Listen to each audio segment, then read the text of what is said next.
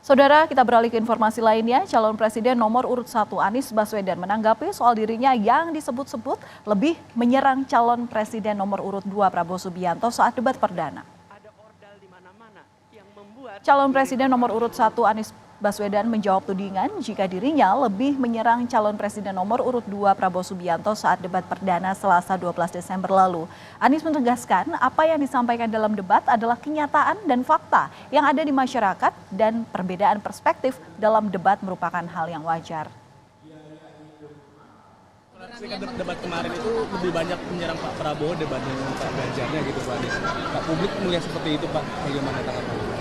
Saya menyampaikan kenyataan.